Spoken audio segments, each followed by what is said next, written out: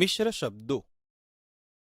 વિદ્યાર્થી મિત્રો, હવે આપણે ચિત્રપદાની 4માં સંસ્કૃતના કેટલાક મિશ્ર પ્રકારના નામપદોનો પરિચય મેળવીશું.